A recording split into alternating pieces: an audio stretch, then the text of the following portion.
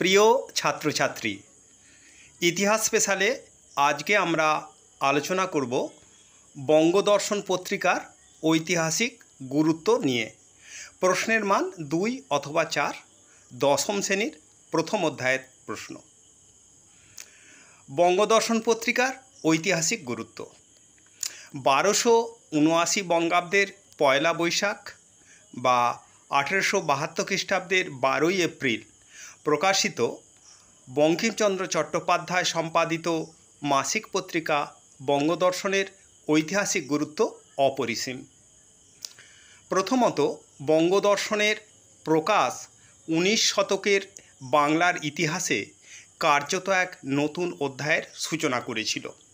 উন্নতমানের সাহিত্যের পাশাপাশি সামাজিক পরিস্থিতি, ইতিহাস, প্রত্নতত্ত্ব, ধর্মতত্ত্ব, দর্শন, রাজনীতি, বিজ্ঞান প্রভৃতি সম্পর্কে বহু তথ্য পাওয়া যায়।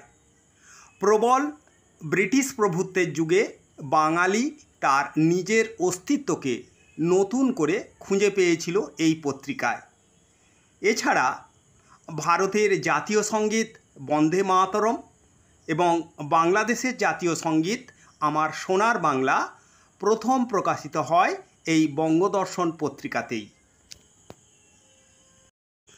দ্বিতীয়ত, বঙ্গদর্শন থেকে উপাদান সংগ্রহ করে সংবাদপত্র ও পত্রপত্রিকার বিবর্তনের বিষয়ে জানা যায় এবং বাংলা ভাষার বিবর্তন সম্পর্কেও তথ্য পাওয়া যায়।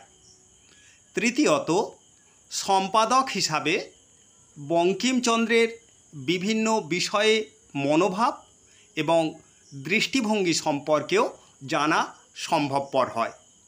চতুর্থত, 19 শতকের বাংলার সামাজিক ইতিহাস চর্চার গুরুত্বপূর্ণ উপাদান হিসাবেও বঙ্গদর্শনকে গণ্য করা হয়। এবং 5, বঙ্গদর্শন বাংলার নারী সমাজের একটি বড় অংশকে পাঠক হিসাবে লাভ করেছিল, যা নারী ইতিহাস চর্চার অন্যতম উপাদান। এই জন্যই বিপিনচন্দ্র পাল 1870-এর দশককে বঙ্গদর্শনের যুগ বলে অভিহিত করেছেন।